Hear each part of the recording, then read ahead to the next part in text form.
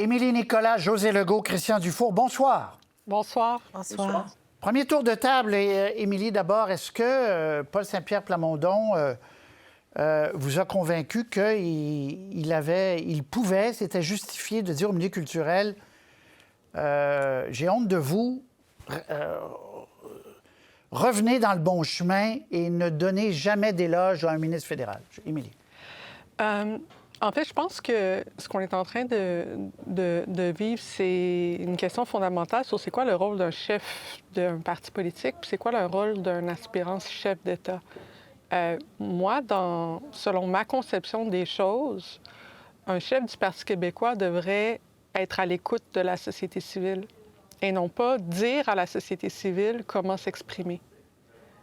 Normalement, quand on se présente en politique, le but, c'est de représenter la population, d'entendre ce que la population a à dire, essayer de porter ses préoccupations à l'Assemblée nationale, pas d'engueuler des secteurs sociaux ou de la société civile ou sur comment est-ce qu'eux choisissent de s'exprimer.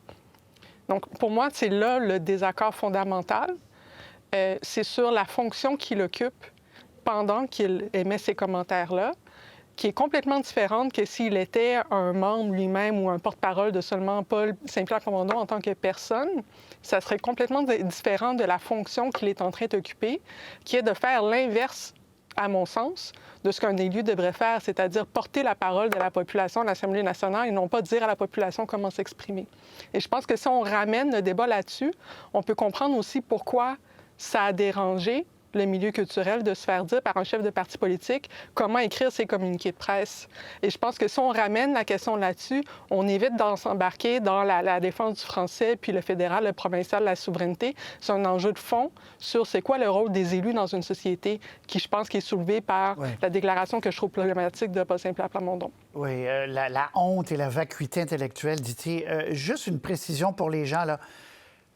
Quand ces organismes-là culturels ont envoyé leur communiqué, quand Mark Miller a été nommé lundi, ils n'avaient pas dit encore ses propos sur le français là, après, qui ont dérapé, enfin, qui a eu des réactions. Donc, ces deux sujets-là, eux, et d'ailleurs, la DISC a retiré son communiqué félicitant l'arrivée de M. Miller après que M. Miller ait parlé du français. Mais c'est un autre sujet.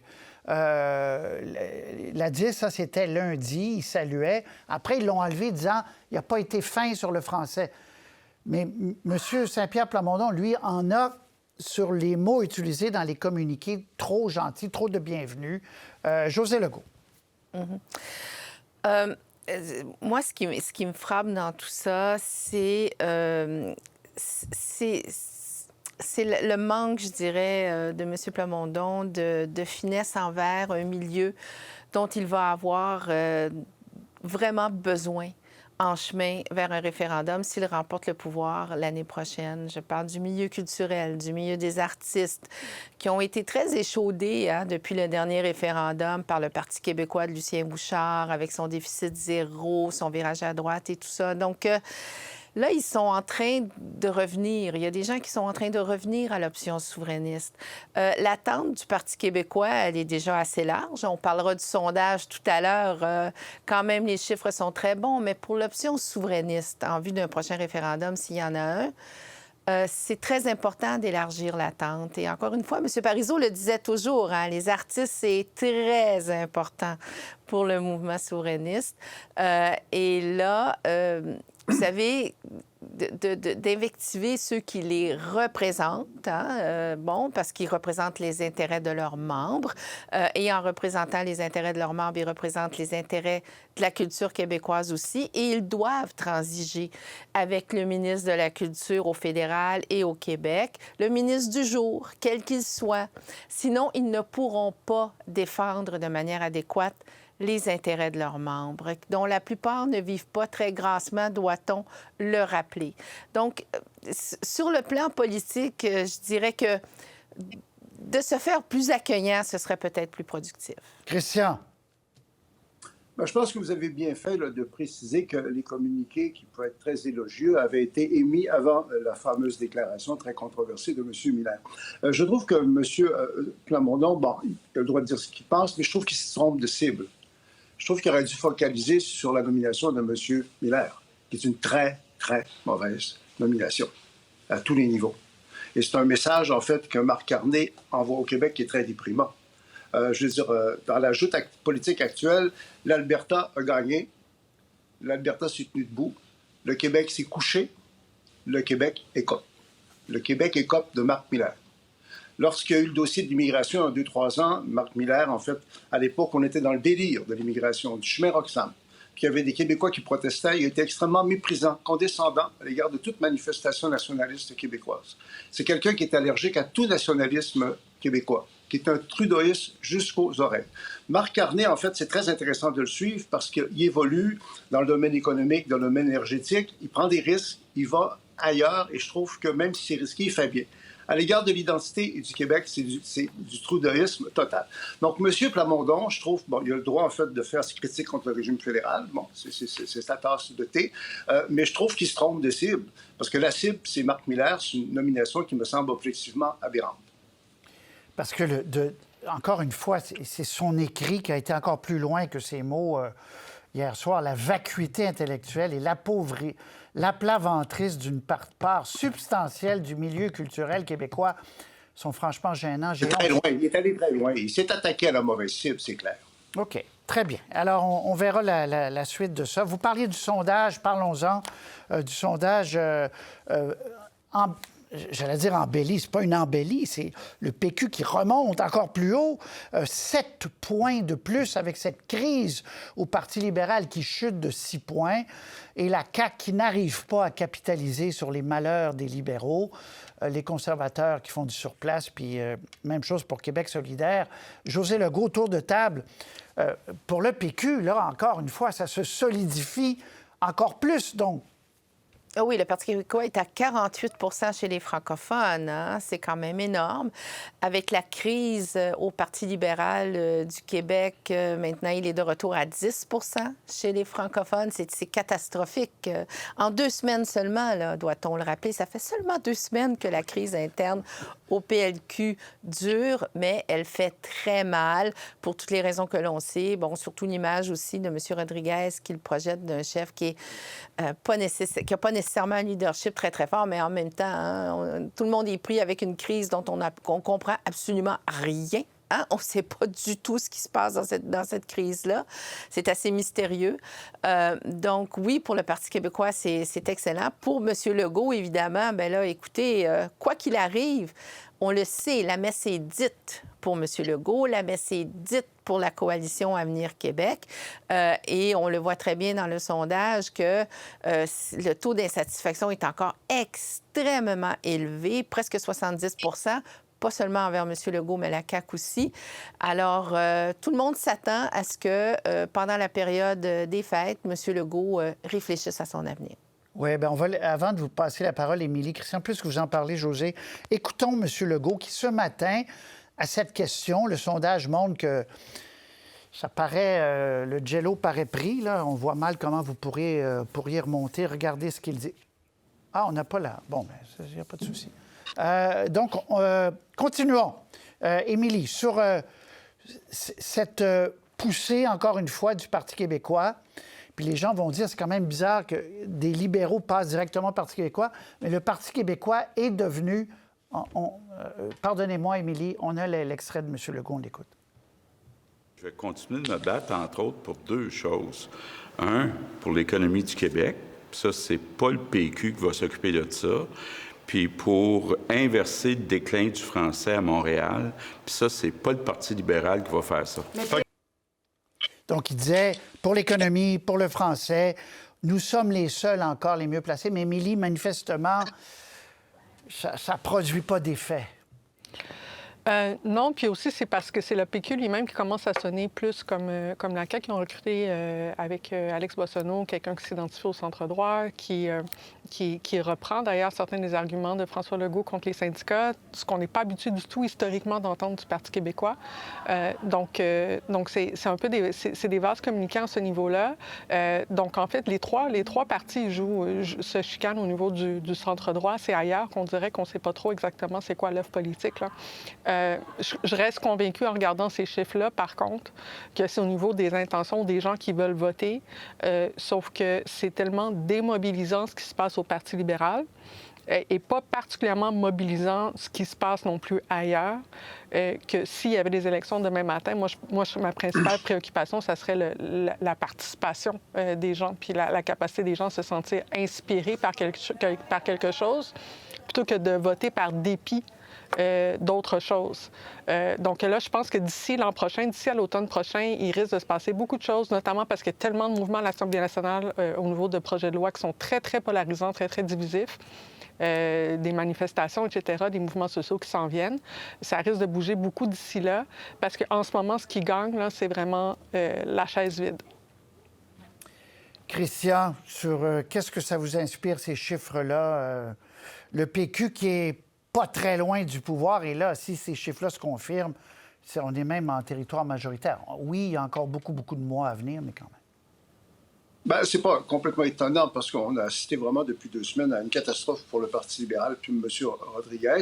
Bon, la CAQ en profite pas. Moi, je me demandais à un moment donné si le Parti conservateur d'Éric Duhem pourrait pas en profiter un peu, mais en profite pas lui non plus du tout. Donc, le PQ triomphe. Ça va être une année intéressante, mais en même temps mouvementée parce que j'écoutais tout à l'heure l'entrevue que vous avez eue avec Paul Saint-Pierre Plamondon. Je l'ai trouvé très pompé, hein. Très pompé là, dans ses critiques contre le régime. Là, donc là, il reste que jusqu'à nouvel ordre, le PQ, c'est le référendum, puis c'est cette critique du régime-là. Il n'y a pas autre chose. Donc évidemment, je pense que c'est un sondeur qui disait que les Québécois détestent plus la CAQ qui ont peur du référendum. Hein? Bon, ça semble le cas, mais le référendum est là. Le référendum est là et c'est clair que dans la prochaine année, ça va prendre énormément d'importance parce qu'on cherche encore de quoi d'autre Paul Saint-Pierre Plamondon est véritablement porteur. OK. Mais... Oui, Josée. Oui. Bien, vous savez, comme on dit, les gouvernements ne sont jamais élus, ils sont défaits. Alors, pour le moment et depuis 2 ans, c'est le sentiment populaire dominant, c'est de remplacer la CAQ, c'est de sortir la CAQ, un peu comme en 2018, c'était de sortir les libéraux de Philippe Couillard. Donc, ce qui est dramatique pour les fédéralistes là-dedans, c'est que le Parti libéral du Québec commençait à remonter la pente, pouvait se présenter un peu comme l'adversaire principal du Parti québécois en vue de la prochaine élection. Et là, pour le moment, ça, c'est raté. Bien, regardez l'autre tableau que je vous présente. Avez-vous confiance dans le leadership de Pablo Rodriguez pour rebâtir le PLQ? Là, c'est pas que les libéraux, là, c'est tous les Québécois. Non, 52 %. Oui, 17 % Ne sait pas, 31 Oui, Christian. Les libéraux sont tellement un parti de pouvoir. C'est à se demander s'il n'y aura pas une tentation chez certains de tasser Pablo Rodriguez. Je ne dis pas que ça va se faire, là, mais pour les libéraux, il y a juste 2 semaines, il y avait un espoir de dépasser le PQ. Pendant 2 semaines, tout s'est effondré. Il y en a qui doivent y penser que Rodriguez, c'est vraiment plus la bonne personne. Ah oui, dans les milieux fédéralistes, il y a beaucoup d'inquiétudes, ça je le redis, et je pense pas que ces gens-là vont être patients encore très, très longtemps, si la situation ne se résorbe pas. Oui, mais d'accord. Mais Émilie, il faut... On imagine... Ça se fait pas comme ça. Il peut... Oui, ça se... Alors, s'il veut rester, ça se fait pas comme ça. Mais même s'il voulait partir, là, M. Milliard, 2e, prend la place, puis on continue, quoi. Je veux dire, il n'y a pas de scénario évident, Émilie Nicolas, pour les libéraux. Non, mais il y a des enquêtes, il y a des ci-des-ça en attente. Là. Moi, je dis au retour des fêtes, là, janvier. Janvier, c'est un gros mois politique maintenant. Soyez démêlés d'ici janvier. Voilà.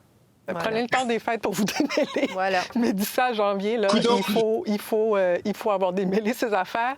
Les Québécois ont besoin de réponses. Sinon, refaites votre CV. On va être toutes mêlées. Okay. Si François Legault s'en va, si Pablo Rodriguez s'en va, mon Dieu, on ne saura plus pour qui voter. C'est pour ça qu'il faut faire attention au temps qu'on passe sur les sondages. Ça peut bouger très, très vite. Un mot sur Jean Chrétien. Devrait-il aller témoigner devant un comité, le Bloc qui le souhaite, bien sûr? On va écouter M. Chrétien. Je lui avais posé la question. Qu'est-ce que vous répondez à ceux qui disent que vous avez accéléré la naturalisation? Le Journal de Montréal avait son ancien ministre qui disait « Il m'a bel et bien demandé ». Chantal Hébert, notre collègue, avait sorti l'histoire en 1996, à peu près 10 000 personnes qu'on a naturalisées rapidement. On écoute M. Chrétien. Encore aujourd'hui, il y a des gens qui disent que le camp du non a triché, là, que vous avez naturalisé trop de citoyens à dernière minute, que les dépenses, ça c'est un fait, les dépenses électorales ont été dépassées avec le grand ralliement. Bien, écoutez, si vous voulez commencer là-dedans, on peut aller et puis donner l'autre côté de la version. Hein. C'était pendant des années de la publicité pro-séparatiste par le gouvernement, attachez-vous au Québec, puis tu as toujours des affaires avec la mentalité de s'en aller dans cette région-là. Si on commence ce débat-là, la réalité est quoi? C'est qu'on a gagné. Doit-il aller s'expliquer? Tour de table, Christian. Quel déshonneur! Parce que là, c'est confirmé par un ministre fédéral à l'époque qu'il y a eu des consignes d'accélérer, en fait, les demandes de citoyenneté de gens qui arrivaient. On parle d'opération citoyenneté. Je trouve que c'est une opération malhonnêteté. Et moi, j'ai une certaine sympathie pour M. Chrétien d'habitude. Je ne sais pas s'il doit y aller ou pas, là, parce que c'est un vieux monsieur, etc. Et c'est pertinent, parce qu'il va peut-être avoir, pour notre malheur, je trouve, un autre référendum. Donc, ce n'est pas un débat qui est juste théorique. Lors du dernier référendum, là, il y a un ministre qui a confirmé qu'il y a eu des instructions de M. Chrétien, c'est ce qu'il a dit, d'accélérer les demandes de naturalisation de gens dont on savait qu'ils voteraient. Non. C'est objectivement honteux. Qu'il aille ou pas, ça tâche sa réputation, à mon avis. Moi, ça me choque profondément. Josée. Mais je pense que là, franchement, dans l'ensemble du dossier, là, depuis ce temps-là, puis beaucoup de travaux ont été faits. En plus de ça, on le sait que pour M. Chrétien, la fin justifiait les moyens. Et à la fin de la campagne référendaire à Ottawa, ils ont paniqué parce que là, ils se sont rendus compte que la victoire du non n'était pas aussi acquise qu'ils l'avaient cru depuis le début. Alors là, tout y a passé, hein? On le sait très bien. Puis, mais vous savez, moi, ce qui me trouble chez M. Chrétien, c'est que depuis ce temps-là, il change de version à chaque entrevue. Il réécrit l'histoire et il réécrit son rôle selon les humeurs du moment. Alors moi, la crédibilité qu'il va avoir s'il va témoigner, elle sera relative. Et j'aimerais ça qu'il dise la vérité un jour et qu'il dise que si le oui l'avait emporté, il n'aurait pas pu rien faire parce que dans le reste du Canada, on l'aurait dégommé parce qu'on n'aurait jamais accepté qu'un Québécois négocie la souveraineté du Québec avec d'autres Québécois. Oui, il y avait d'ailleurs des réunions à l'époque entre les ministres anglophones. Mais alors qu'il la dise, cette vérité-là, un jour, qu'il la dise. Très bien. Émilie, conclusion. Je pense que Jean Chrétien est un homme qui va passer à l'histoire pour énormément de choses, à part autre que son sens profond de l'éthique, sur un ensemble de choses. Et que pour arriver au fond de cette histoire-là, il faut mieux s'en prendre aux faits qu'à son témoignage direct. Et je pense aussi que ça serait vraiment bien de pouvoir arriver au fond de l'histoire comme ça parce que ça laisse des cicatrices sur une société, des malentendus ou des magouilles du genre. Lorsqu'il est question des personnes qui sont d'origine immigrante, il ne faut absolument pas qu'elles portent l'opprobre de ce qui a pu se passer dans la tête de Jean Chrétien ou de ses ministres. Voilà. Ça empoisonne le débat sur l'immigration au Québec si on ne fait pas la lumière là-dessus puis qu'on ne laisse pas les responsables s'afficher puis qu'on ne peut pas tourner la page aussi sur cette partie-là de notre histoire. Émilie Nicolas, Josée Legault, Christian Dufour, merci beaucoup. À très bientôt. Bonne soirée. Bonne soirée. Plaisir, merci.